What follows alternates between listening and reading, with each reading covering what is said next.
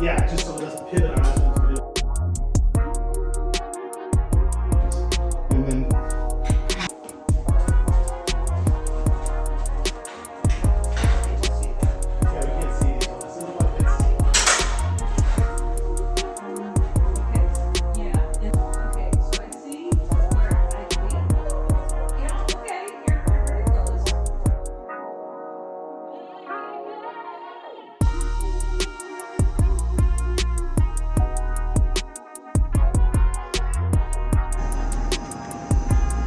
quiet on this sucker.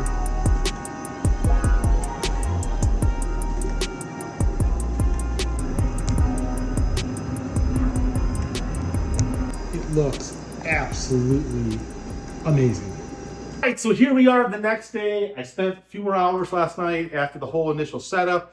The printer is pretty straightforward to use. It is different than the way the Epson platforms work that I'm so familiar with from the past.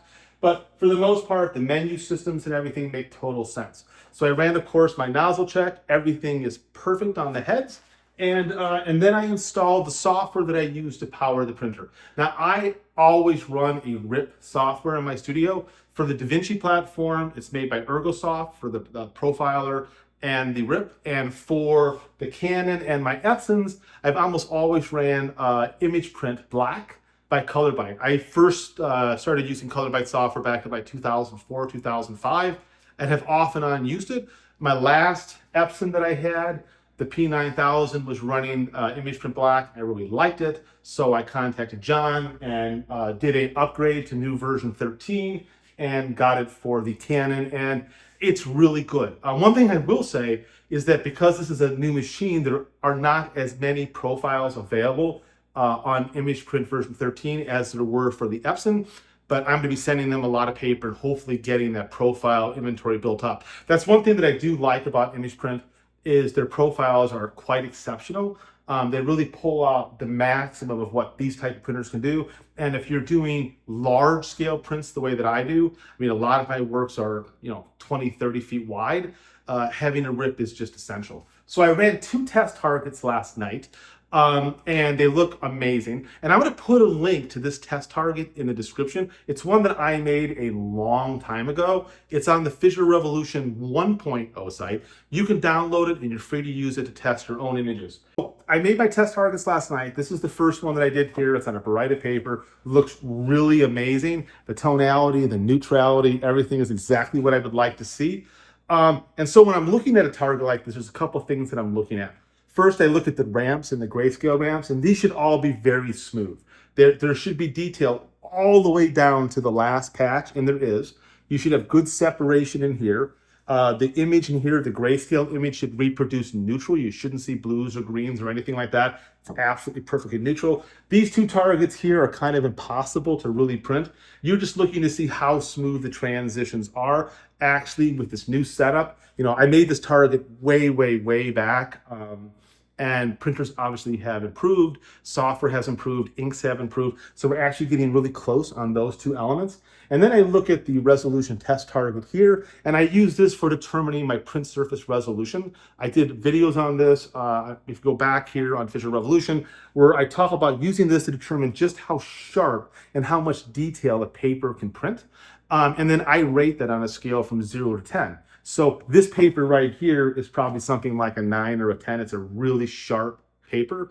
And with the ink combination, dot, screen pattern software, it really is giving me everything that you're going to get out of this file. So this would be rated a 10. And if I had a particular artwork that needed that level of resolution, I printed on this. Not all papers can print the same amount of resolution. Either it's the quality of the paper, the coating, the texture of the paper. Those all come into this. And so I always rate my paper using print surface resolution that I came up with years ago. I also ran a test print on a matte surface paper. It looks really amazing. This is a paper that's no longer made. It's Berger PN32. I think it went out of production in 2008 or 2009. Really fabulous matte surface paper though. And I just chose a generic profile for this, just an Epson enhanced matte. And I'm really impressed with how good it looks. I'll be doing more testing later today using proper profiles that I have for the printer and testing a variety of different papers. So my initial thoughts on the printer are big thumbs up. There's two things though that I find slightly annoying, and let me just mention that first. The first one is the paper path for cut sheet.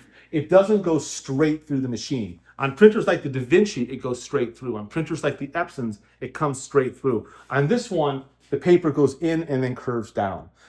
That works for them because it fits with their roll paper setup, but for some really thick, stiff papers, that will be an issue on this platform. The other thing that I think is really interesting is I print on a wide selection of handmade papers from all over the world, and this particular printer apparently likes to see white paper or white-ish paper. Because when I fed some brown paper through, I'll show you a piece of that, hold on. Paper like this, it would not recognize it. And the reason is it's not white. So there must be something in the printer that has, because they're ran some other papers through, like this, which is handmade amate paper from Mexico. It's been made for like 3,000 years, really beautiful stuff. It could read this. So somewhere between these two densities, the paper and the printer weren't happy. And as a result, I wasn't able to run the brown. I called I called Canon up. See, I'm still stuck on the Epson mode.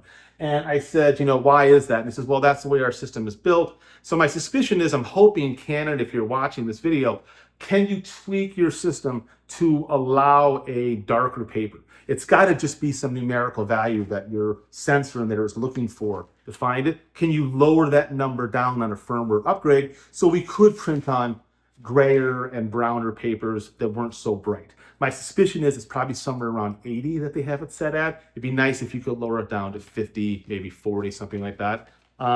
So that's just the only two things that I found so far. Everything else about the printer is quick, fast, easy to set up. And but over the next couple of days, I'll be doing more testing, and I've had a lot of requests for more videos on printing. So I'm going to start an entire new section here on advanced printing. We're going to start simple. I'm going to talk about how to maximize printer workflow from Photoshop or a RIP program, and then I'm going to talk about how to maximize these particular printers and give you some thoughts on alternative materials that you might want to work with. Now, one thing, I'm sure you can see it in the video. Let me move my camera back here.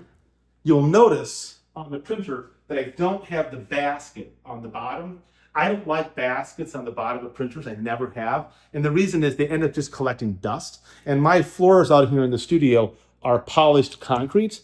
And I have a lot of prints that literally will take up the entire room of width. And so I just keep the floor really clean and I use that instead. I've never been a fan, whether it was Epson or any of the other systems that I've used. I've never used a basket. I just find it get in the way and get nasty. Thank you very much for watching. Now go shoot some film.